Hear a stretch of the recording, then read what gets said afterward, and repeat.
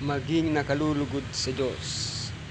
Ang Panginoon mong Diyos ay nasa gitna mo, na makapangyarihan na magliligtas. Siya'y magagalak dahil sa iyo na may kagalakan. Siya'y magpapahinga sa kanyang pag-ibig.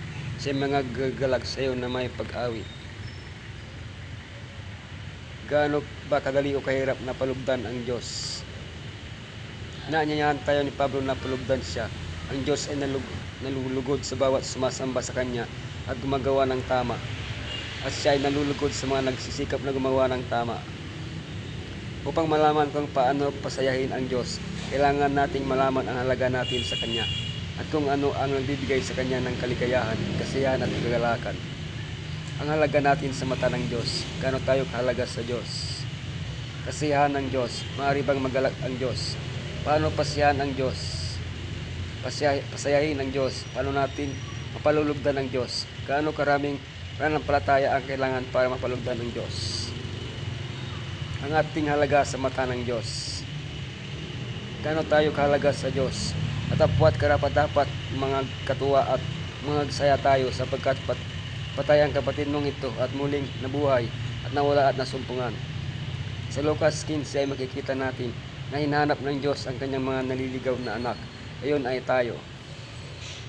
Sa talinghaga ng nawawalang atupa, ang pastor na puno ng kagalakan ay nag-aanyaya sa kanyang mga kaibigan. Ipagkatuwa kayo sa akin sapagkat nasumpungan ko ang isang putol na nawala sa akin. Sa talinghaga ng nawawalang bariya, inaanyayahan ng babae ang kanyang mga kaibigan. Ipagkatuwa kayo sa akin. Sa talinghaga ng alibughang anak, ito na iliwanag ng Ama, tama na, tayo ay matuwa at magsaya.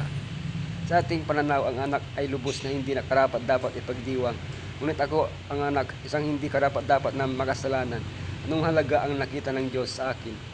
Tayo ay sapat ang halaga sa Kanya upang ipagdiwang Kanyang kagalakan na makita tayong bumalik sa Kanya. Hindi mahalaga ang ating nakaraan. Hindi nga siya naghintay na lumapit tayo sa Kanya. Tumatakbo siya upang salubungin tayong pauwi. Kasiyahan ng Diyos. Maaari bang magalak ang Diyos? Ang Panginoon mong Diyos ay nasa gitna mo na makapangyarihan na magliligtas. Siya ay magagalak dahil sa iyo na may kagalakan. Siya ay magpapahinga sa kanyang pag-ibig. Siya ay magagalak sa iyo na may pag-awit. Kung naisip mo ang Diyos na isang mahigpit na ama, naging galit sa iyo na sa iyong masamang ugali, babaguhin ng Zephanias 3:17 ang iyong pananaw sa Kanya. Sa talatang ito, makikita natin ang halos lahat ng paraan kung paano sabihin ng isang tao sa Hebreo, ang ako ay natutuwa.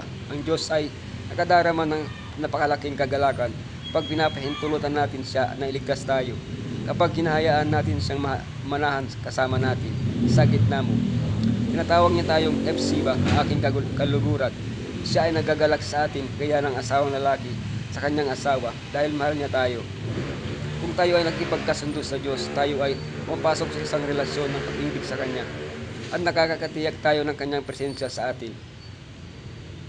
Paano paluguran ang Diyos? Sapagkat ang Panginoon ay nalulugod sa Kanyang bayan, Kanyang pinagpagandahin ng kaligtasan ang maamo. Posible bang malugod ang Diyos sa mga walang halagang tao? Kung siya naman ay kasama ng mga dalisi na nilalang na sumasamba sa Kanya, ano ang mayroon sa atin na makapagpapasaya sa Kanya? Ang pag-ibig ng Diyos sa atin ang dahilan, kaya napakahalaga tayo sa Kanya. Ngunit may mga bagay sa atin na makalulugod at may mga bagay na hindi nakalulugod sa Kanya. Kawikaan 15:8-9. Ayaw niya ang handog ng masasama, gawain ng masasama. Nakalulugod sa Kanya, panalangin ng matuwid, siyang sumusunod sa katarungan, ang masayahing nagbibigay. 2 Corinto 9:7. Ang katotohanan na iniibig ng Panginoon ang matuwid ay hindi nagpapahiwatig na siya ay napupuot sa masama, ngunit hindi siya nalulugod sa kanila gaya ng kanyang pagkalugod sa matutuwid. Nalulugod ang Diyos sa mga tumutugon sa kanyang pag-ibig. Paluguran ang Diyos. Paano natin mapapalugdan ang Diyos? Kayo rin naman na gaya ng mga batong buhay ay natatayong bahay ng ukol sa Espiritu upang maging pagkasaserdoteng banal, upang maghandog ng mga hain na ukol sa Espiritu na nangangalulugod sa Diyos sa pamagitan ni Yeshua Messiah. Ang Diyos ay palaging gumagawa ng unang hakbang, nag-aalok sa atin ng kanyang pag-ibig at kaligtasan. Mula roon, hinahayaan niya tayong pumili ng malaya kung tutugon tayo sa kanyang pag-ibig. Kung gayon, maaari tayong tumagon ng simpleng salamat, kita tayo sa langit, o maaari tayong maghanap ng paraan upang mas mapasaya ang nagmahal sa ating nang labis. Ang ating tugon ay maaaring maging kalugod-lugod sa Diyos kapag ito ay naudyukan sa pamamagitan ni Yeshua Messiah. Gawain ni Yeshua at ng kanyang pamamagitan na maging kalugod-lugod sa Diyos ang ating mga kilos. Tanging sa kanyang pamamagitan lamang, maaari tayong ituring na karapat-dapat na mabagong anyo sa kanyang pawangis. Gaano kalaking pananampalataya ang kailangan upang paluguran ang Diyos? Ang sangulang pananampalataya ay hindi maaaring maging kalugod-lugod sa Kanya.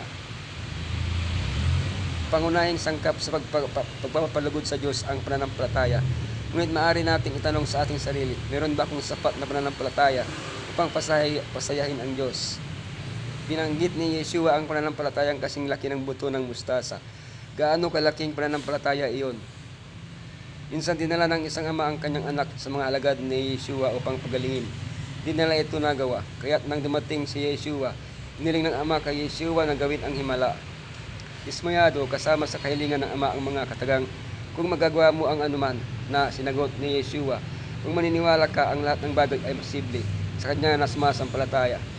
Nialay ng ama ang maliit na pananampalataya na mayroon siya. Kung magagawa mo ito, mangyayaring gawin mo ito. Sapat na ang kaunting pananampalataya, tinatanggap ni Yeshua kahit ang pinakamaliit na pananampalataya.